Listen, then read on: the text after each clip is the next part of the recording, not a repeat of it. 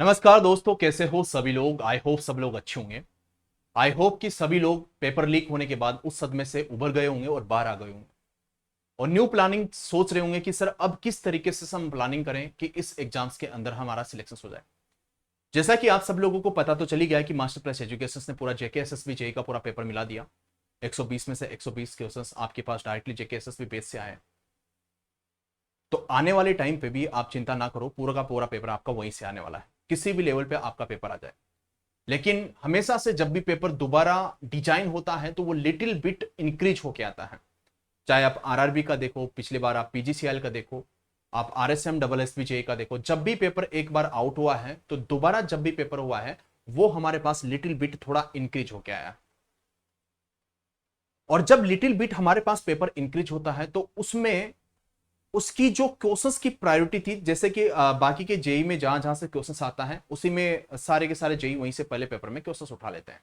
लेकिन जब paper leak होके दोबारा पेपर डिजाइन होता है तो आप समझो कि आपके जेके एसएसबी जेई के अंदर कुछ एक्स्ट्रा पॉइंट है जो बाकी के जेई में नहीं पूछे जाते हैं।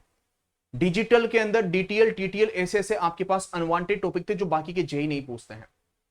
आप बेसिक इलेक्ट्रिकल में देखोगे तो आपके पास Biot Savart law, Ampere's law, इस टाइप के टॉपिक थे जो बाकी के जेई में नहीं पूछते हैं। ऐसे प्रत्येक सब्जेक्ट के अंदर अनवांटेड टॉपिक्स थे जो बाकी के जेई में नहीं पूछते, लेकिन आपके जेई में वो सिलेबस में थे। अभी उनके ज्यादा क्वेश्चंस देखने को नहीं मिले, लेकिन मैं आपको बोल रहा हूं जब दूसरा पेपर होगा तो इनका वेटेज आपको वहां पे देखने को मिलेगा। जब आरआरबी का पहला पेपर होता है, फिर वो पेपर होने के बाद दोबारा फिर से पेपर होता है, उसमें देखो पहले जो पेपर होता है तो बाकी जो एग्जाम पूछते हैं वही उसके एग्जाम में पूछा। जब दोबारा पेपर हुआ तो ऐसा नहीं कि कोर सब्जेक्ट को नहीं पूछेगा, उनको तो पूछेगा, वो उसी तरीके से पूछेगा, लेकिन उनको भी कहीं ना कहीं वो 60 और 40 का रेशियो दे देता है, उनको भी वो इंपॉर्टेंट मानने लग जाता है। तो 60% तो ये जो आने वाला है जो आएगा ही सही, लेकिन 40% आपके पास वहां से आ जाता है। तो अब वो टॉपिक भी हमको अच्छे से करने पड़ेंगे। अब मैं आपको कंप्लीटली एक रणनीति आप लोगों को बताऊंगा कि क्या रणनीति आपको फॉलो करना है इस एग्जाम्स के अंदर कि हमारा सिलेक्शन हो जाए।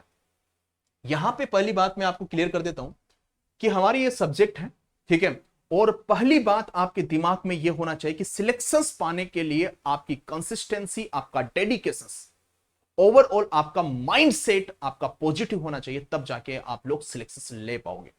अगर माइंडसेट नेगेटिव है कि सर ये पेपर मेरा अच्छा गया था, इसमें मेरा सिलेक्शन हो जाता, मेरे अच्छे मार्क्स थे, ये इस टाइम के नेगेटिव थॉट्स है जो आपके अंदर आ रहे हैं, क्योंकि वो अब आपके किसी भी काम का पेपर नहीं है।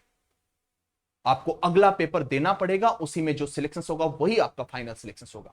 अगर हम रोते हैं उस पेपर को देख के तो कोई मतलब नहीं है। हमको आगे की ओर बढ़ना है, पॉजिटिव एनर्जी लेके आना है। हमारा ही नहीं हुआ, पूरी दुनिया का पेपर हमारे पास लीक हुआ है, दोबारा पेपर हमने दिया है और देंगे बच्चे, और दोबारा भी सिलेक्शन लेके आओगे। और जिन बच्चों के इस बार सिलेक्शन लायक नंबर आ रहे थे, तो चिंता ना करो, दोबारा भी आपके उससे ज्यादा ही नंबर आएंगे। बस एनर्जी पॉजिटिव रखना है, नहीं तो मार्क्स डिक्रीज होते हुए आपको टाइम नहीं लगेगा। अब हमारे पास यहां पे ये जो सब्जेक्ट है, अब इन सब्जेक्ट में कहीं बच्चे ऐसे भी होंगे, दो टाइप के स्टूडेंट होंगे। एक टाइप का वो स्टूडेंट होगा जिसका सब कुछ कंप्लीटेड है, ओनली उसको क्वेश्चंस की प्रैक्टिस करनी है। एक टाइप का वो स्टूडेंट होगा जो हाफ हाफ है, उसने कोर सब्जेक्ट कर लिए लेकिन और सब्जेक्ट नहीं किए। कोर सब्जेक्ट आपके पास basic electrical machine, power system, measurement आपके पास ये कर लिए, लेकिन बाकी के सब्जेक्ट उसके वीक है। एक इस टाइप का है, एक इस टाइप का है सर अभी तक कुछ स्टडी नहीं की है। ये 2 से 3 टाइप के स्टूडेंट हमारे पास बढ़ जाते हैं कि सर बस लेकिन टाइम मिल गया है तो मैं तैयारी करना चाहता हूं। तो मैं तीनों के ही रिगार्डिंग में यहां पे बात करने वाला हूं कि क्या आपको स्ट्रेटजी आप लोगों को फॉलो करनी है। सुनिएगा कि अगर मैं बात करता हूं कि सबसे पहले किसी भी टाइप का स्टूडेंट हो, तीनों में से किसी भी लेवल में वो जा रहा हो, आपके ये जो 4 सब्जेक्ट है, क्योंकि जेके एसएसबी ने जो लेवल बताया था पेपर का और जो वेटेज बताया था उसी सब्जेक्ट से उतने ही क्वेश्चन पूछे हैं, ठीक है। ये 4 सब्जेक्ट आपके टॉप प्रायोरिटी पे होना चाहिए। आरजे सर ने भी आपको बताया होगा कि ये 4 सब्जेक्ट सबसे टॉप प्रायोरिटी पे आपके होना चाहिए। ये विद इन 1 महीने के अंदर ये हमारे कंप्लीट होना चाहिए, एनी हाउ, किसी भी कंडीशंस के अंदर। क्योंकि थ्योरी पढ़ के आप लोग सिलेक्शंस नहीं ले सकते हो। अगर आपको लगता है कि थ्योरी पढ़ के मैं 120 मार्क्स लेके आ जाऊंगा या 120 में से 110 मार्क्स लेके आऊंगा, मेरे भाई 20 मार्क्स नहीं लेके आओगे। थ्योरी पढ़ने से सिलेक्शंस नहीं होता है, सिलेक्शंस होगा क्वेश्चंस की प्रैक्टिस से। और क्वेश्चंस की प्रैक्टिस कब करना है? जब थ्योरी पढ़ के हमारे पास हमारा कंसेप्ट हमारा बिल्डअप होगा।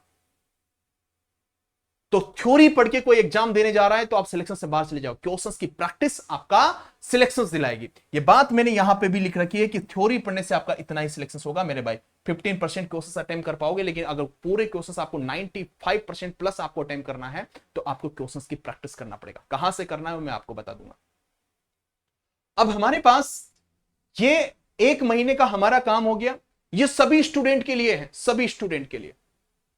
और जो बच्चों का सब कुछ कंप्लीटेड है, सब कुछ कंप्लीटेड है। तो अभी हम क्वेश्चंस की प्रैक्टिस कराएंगे। उन क्वेश्चंस की प्रैक्टिस को फॉलो करिएगा। और 1000 एमसीक्यूज हमने कराए थे, उसकी पीडीएफ एप्लीकेशंस में फ्री कंटेंट के अंदर भी अवेलेबल है। वहां पे जाके उनको डाउनलोड करके उनको बार बार रिविजन आप लोग करते रहना। और न्यू क्वेश्चंस आपके आएंगे, चिंता ना करो। इस बार भी पेपर मिला है, अब भी पेपर मिला देंगे, आपको वो करना है। अब इन दोनों टाइप के स्टूडेंट को कोई स्टडी नहीं है, ठीक है। और सर ओड सब्जेक्ट हमारे पास वीक है। अगर जिनका ओड सब्जेक्ट वीक है तो इस शुरू के इस 1 महीने में आप इन ओड सब्जेक्ट की ओर जाइएगा। Control system, power tool, basic electronics, digital, micro processor. साथ के साथ में इसको भी आप लोग रिविजन करते रहिएगा। ऐसा नहीं कि 1 महीने तक इसको छोड़ दिया। तो 1 महीने में आपका ये काम हो गया। और 2 से 3 महीना हमारे पास, आप नवंबर तक हम एक्सपेक्ट कर सकते हैं कि हमारा पेपर हो जाएगा, क्योंकि बहुत जल्दी पेपर आपके पास 2 से 2.5 महीने में आपका पेपर हो जाता है। जब भी पेपर लीक होता है तो पेपर आपके पास मैक्सिमम बच्चे, हमारे जो पेड में बैचेस हैं, मैक्सिमम बच्चे आईआईटीएन हैं, मैक्सिमम बच्चे जॉब कर रहे हैं। भाई साहब कंपटीशन बहुत टफ है। आपको लग रहा होगा कंपटीशन आसान है, कंपटीशन आसान नहीं है मेरे भाई। जब एक आईआईटी करने वाला बच्चा अगर प्रिपरेशन कर रहा है इस एग्जाम्स की, तो समझ जाओ कि पेपर जो होने वाला, अगर इजी आया तो वो बच्चे कट ऑफ को हाई मार देंगे। तो प्रिपरेशन आपको अच्छे लेवल पे ही आप लोगों को करनी पड़ेगी। अब सर हमारी कुछ स्टडी नहीं है ना, और हमको थोड़ा हमारे कंसेप्ट में डाउट है, क्या पता कोर, आपने बोला कि चलो ठीक है, लेकिन हमको कॉन्फिडेंस वहां से भी नहीं है। तो मेरे भाई मैं आपको बताता हूं, 1 महीने के अंदर आपको पहले 21 दिन आपको क्या करना है। ये जो जेकेएसएसबी के हमारे पास 2 बैच चलते हैं। एक तो जेकेएसएसबी का क्रेश कोर्स है, एक आपके पास ये जेकेएसएसबी का आपके पास फुल कोर्स है। इस फुल कोर्स में आपको पता है कि इसके अंदर क्रेश कोर्स भी हमने दिया है, प्लस आपके पास 5000 की एमसीक्यूज भी आपके पास दी है। और अभी ये प्राइस नहीं देनी, अभी आपके पास आपको पता है 25% का ऑफ इस पे चल रहा है। 1 दिन के लिए ऑफर कूपन एक्टिवेट है, एप्लीकेशंस पे जाके देख सकते हो। इसके अंदर फुल कोर्स और क्रेश कोर्स दोनों के दोनों हैं। और मैं रिकमेंड करूंगा कि इन दोनों बेच में से आपको कौन सा बेच आपको लेना है। ये बेच आपको लेना है, ये वाला। इसके अंदर सबसे पहले ये जो क्रेश कोर्स है, इस क्रेश कोर्स में सारे सब्जेक्ट है। सबसे पहले जो आपको पढ़ना है बेसिक इलेक्ट्रिकल पढ़ना है। बेसिक इलेक्ट्रिकल बाद पावर सिस्टम, फिर मेजरमेंट, फिर मशीन, फिर आपके पास मेजरमेंट। ये 4 फ्लो में हो गए। क्रेश कोर्स में आपके पास इस तरीके से डिजाइन किया गया है कि इस क्रेश कोर्स को 108 हार का, ये आप 21 डेज के अंदर आप इसे कंप्लीट कर लोगे, 21 डेज के अंदर। लेकिन आराम आराम से करना है। जो क्लास में क्वेश्चंस कराए जा रहे हैं, जो क्लास में कंसेप्ट आपके बताए जा रहे हैं, दिस इज इंपॉर्टेंट। आप देख लो भाई, 80% पेपर क्रेश कोर्स है ये जेकेएसएसबी का, 80%। तो 80% तो हमारे क्रेश कोर्स से ही आपको मिल जाएंगे, ठीक है। लेकिन टारगेट हमारा 100% का होना चाहिए। इसको मैं रिकमेंड क्यों करा रहा हूं, पेपर लेवल चेंज होगा पेपर का। 21 डेज में हमने ये कंप्लीट कर लिया। ये कंप्लीट होने के बाद 21 डेज बाद आप क्वेश्चंस बनाने के लायक हो जाओगे, क्योंकि आपको पता है कि थ्योरी आपका सिलेक्शन नहीं देने वाली। थ्योरी हमने कंसेप्ट को बनाने के लिए दी है, लेकिन उस कंसेप्ट को बिल्डअप करने के लिए क्वेश्चंस की प्रैक्टिस लगेगी। तो आप 21 डेज के अंदर क्वेश्चंस बनाने लायक हो गए हो। तो आप 21 डेज के बाद आप क्वेश्चन की प्रैक्टिस स्टार्ट कर देना। सबसे पहले तो हमने जो 1000 एमसीक्यूज हमने कंप्लीट किए वो आपको करना है। फिर जो अभी हमारे लाइव सेशंस चलेंगे वो आप लोगों को करना है, क्लियर। और हमारी बुक्स के क्वेश्चंस आप लोगों को करना है।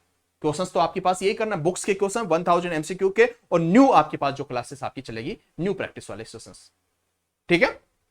अब सर इसके बाद आपको और क्या करना है, देखो मेरे भाई, कॉन्फिडेंस जो आपका आएगा वो टेस्ट सीरीज भी एप्लीकेशंस पे है। टेस्ट आपको टाइम टू टाइम सब्जेक्टिव आपको लगाते रहना है, टाइम टू टाइम आप लोगों को लगाते रहना है।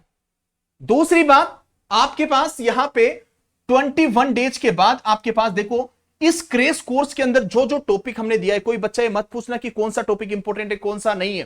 भाई क्रेश कोर्स का मतलब वो है कि उसके अंदर जो हमने डिजाइन किया है वो सबसे इंपॉर्टेंट टॉपिक है, उनमें सारे टॉपिक इंपॉर्टेंट है, वहीं से आपके पेपर में क्वेश्चंस आएंगे।